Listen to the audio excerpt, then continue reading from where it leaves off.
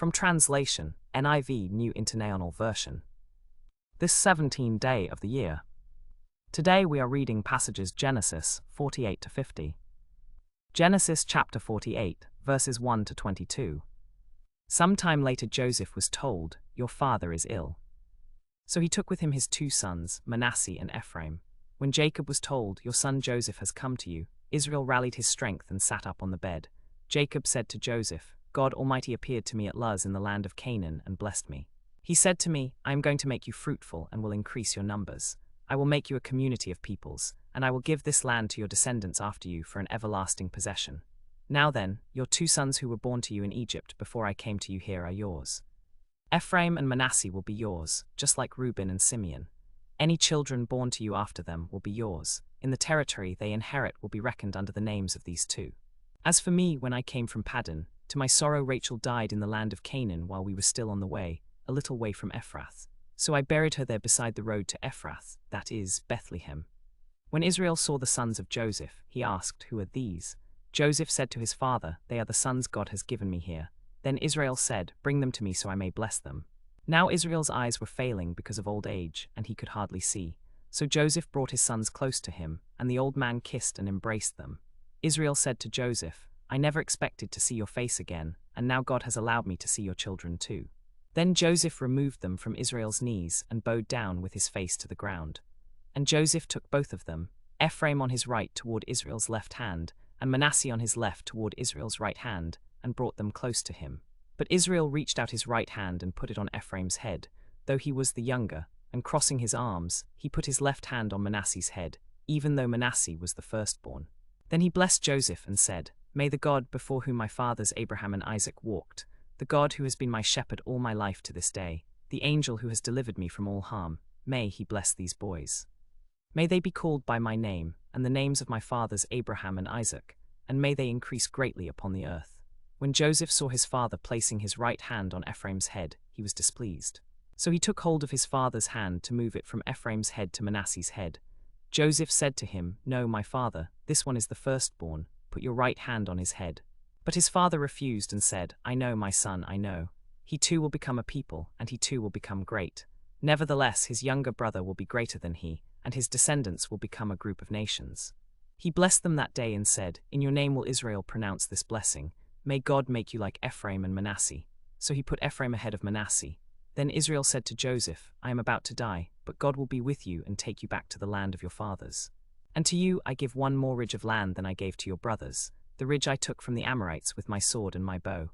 Genesis chapter 49, verses 1 to 27. Then Jacob called for his sons and said, "Gather around so I can tell you what will happen to you in days to come. Assemble and listen, you sons of Jacob, listen to your father Israel. Reuben, you are my firstborn, my might, the first sign of my strength, excelling in honor, excelling in power. Turbulent as the waters, you will no longer excel, for you went up onto your father's bed, onto my couch, and defiled it. Simeon and Levi are brothers, their swords are weapons of violence. Let me not enter their council, let me not join their assembly, for they have killed men in their anger and hamstrung oxen as they pleased. Cursed be their anger, so fierce, and their fury, so cruel. I will scatter them in Jacob and disperse them in Israel. Judah, your brothers will praise you, your hand will be on the neck of your enemies, your father's sons will bow down to you. You are a lion's cub, Judah, you return from the prey, my son. Like a lion he crouches and lies down like a lioness, who dares to rouse him?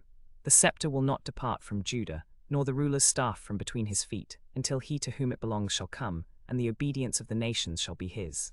He will tether his donkey to a vine, his colt to the choicest branch. He will wash his garments in wine, his robes in the blood of grapes. His eyes will be darker than wine, his teeth whiter than milk.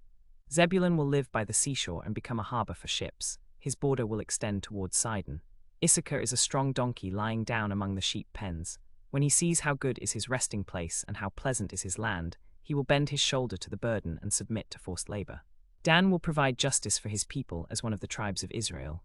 Dan will be a snake by the roadside, a viper along the path, that bites the horse's heels so that its rider tumbles backward. I look for your deliverance, Lord. Raiders will raid Gad, but he will raid at their heels. Asher's food will be rich, he will provide delicacies fit for a king. Naphtali is a set-free doe, he lets beautiful words be heard. Joseph is a fruitful vine near a spring, whose branches climb over a wall. With bitterness archers attacked him, they shot at him with hostility.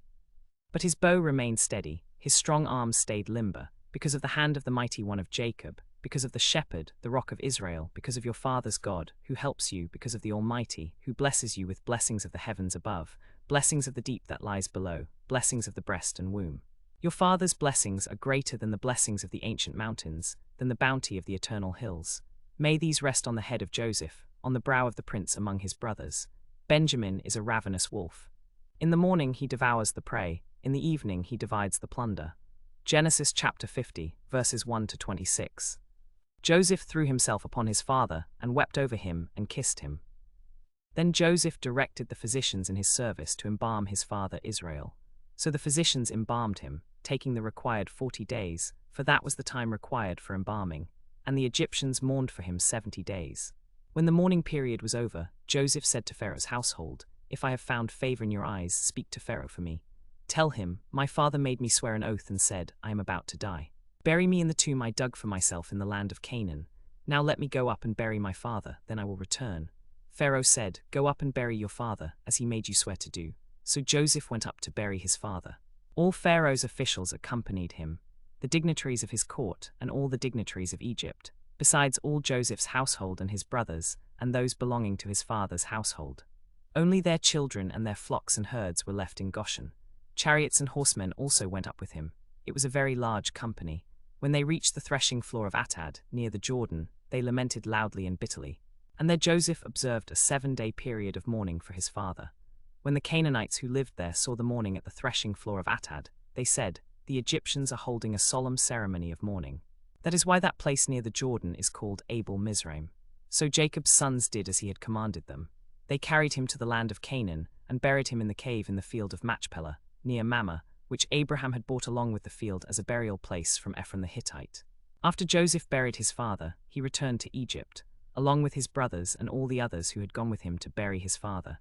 When Joseph's brothers saw that their father was dead, they said, "What if Joseph holds a grudge against us and pays us back for all the wrongs we did to him?" So they sent word to Joseph, saying, "Before your father died, he instructed us, 'Tell Joseph this, please forgive the sins of the servants of your father's God. Now please forgive the sins of the servants of the God of your father.'"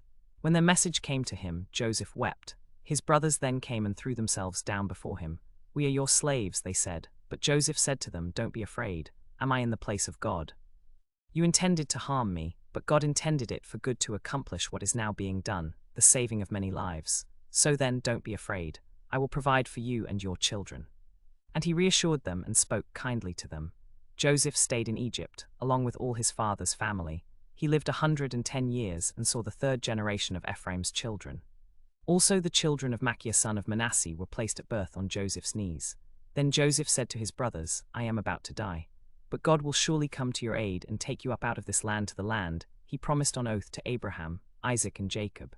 And Joseph made the sons of Israel swear an oath and said, "God will surely come to your aid, and then you must carry my bones up from this place." So Joseph died at the age of 110. And after they embalmed him, he was placed in a coffin in Egypt.